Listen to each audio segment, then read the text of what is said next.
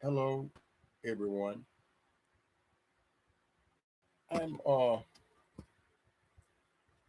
doing this video because we're redoing it because uh some technical difficulty that was going on when I endeavored to do it the other day.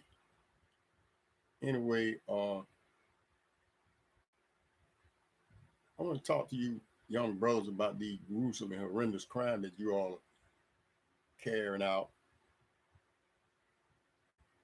I mean, it's like you all are just out for a kill every day. You don't have no regard for human life, no respect for human life. And one of the things that I I'm inclined to believe that you all need to educate yourself. Education is the key to happiness. It's the key to life, really. I'm not coming at you in a bad way. I'm just trying to give you a wake up call because a lot of people are talking about it, and you all need to do the wise thing and listen and adhere to what the voice of reason is calling on you all to do. You know, when you kill someone, you can't uh, turn back the hands of time. You can't bring them back. It's done. It's over with. And something, well, in my mind, seems like that you all should be inclined to sit down and talk about whatever the problem may be. It might not even be a problem, but if you all would sit down and have a conversation about it, and I'm sure you all would end up not doing anything to hurt the other party. Because really, what you do, a lot of time, if you are apprehended by the police, then you go into prison. And I tell you, prison life is not a place where you would want to be. Any rational minded person certainly don't want to be in prison. It's not like you're on a vacation in the Virgin Islands somewhere. You would not acknowledge that being a human being. And you can't take care of your family. If you have a family, you can't take care of your family from prison. You know, here in Georgia, they don't even allow conjugal visit. What I mean by that, uh, you can't be with your woman. Like, so there's a few states that would allow conjugal that allows conjugal visit, but it's still not a way of life. You may have a day or two that she spend the night at some place that they got designated for that. But when it's over with, she got to go her way, and then you going right back into the main prison compound. And one of the things I want to make plain, uh, here in Georgia, when Zell Miller was the governor at the time, it was sometime in the 90s. Bill Clinton was president. Joe Biden was a United States senator. He fashioned a bill, Joe Biden, entitled Prison Litigation Reform Act.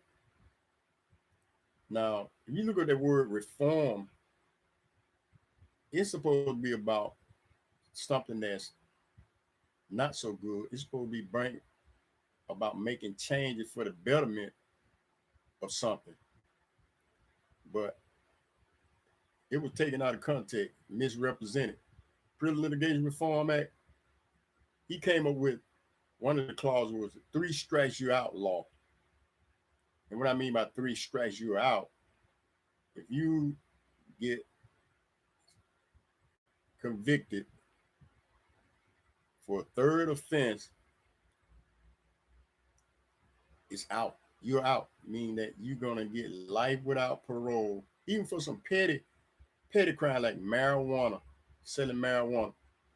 I know a guy here in Georgia that he was convicted for allegedly stealing a radio out of a car, and they gave him life without parole. You see what Zell Miller did? He took it to a whole nother level. On the Fed, it was 3 strikes you out. Oh, and of course, Bill Clinton, he signed it into law. So Zell Miller said, "Oh, we're not playing baseball. It's 2 strikes and you're out." So that means if you get convicted for a second time for some minute, minor offense, like I said, selling marijuana, uh, stealing the radio out of a car, or being accused of stealing the radio out of a car, shoplifting, you're going to get life without parole in Georgia on a second offense. So it's time for you brothers to wake up. It's time for you all to stop the madness. It's time for you to stand up and be counted. When I was coming up, me and some of my friends, we fought sometimes, but we didn't go and get guns. Hand to hand combat. The best man won. And we might have been angry a day or two or a couple of hours. We were right back doing what we were doing before we got into the fight. But a lot of times on the same thing. Ain't nothing wrong with disagreeing. But you all gotta start demonstrating respect, not only for other people, but for yourself as well. Have a copy of that book. Matter of fact, this is the book right here. I hope you can see it, what it is, what it represents. And it's sad that this is the way you all carry on. It's like you love to kill. We only have one life to live. So when a person is dead, they can't come back, and nothing you can do to bring them back. It's over with. You all got to start taking things more serious. And as I've stressed, every black person should have a copy of that book. It's a must read. Uh, and that's part one. Part two will be out maybe in 2 months. And I'm just hoping that, if one of you read the book, maybe you can convince others to read it as well. It's got to start somewhere. I'm just doing my part. I'm trying to make a difference. I hate seeing what is happening. I don't like it, and it shouldn't be going on like this. You got other people killing blacks.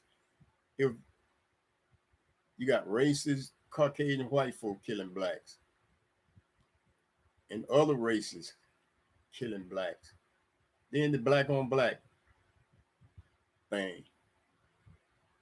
You know, we should be about protecting each other. That's why other people are far more advanced than we are, uh, because everybody see that we don't have no love for each other, that we hate each other, and without justified reasons. Anyway, I'll be coming back doing another video. I wasn't intending for it to be a long drawn out thing because I have some other things to talk about. So I'm just gonna feed you a little bit at a time. I hope that you all will at least take into consideration, take on advisement, stopping the madness. You can do better. Ain't no doubt about it. I have some other things that I'm gonna bring to the table, but at a later date. Anyway, uh, I will encourage you all to think about what I've said.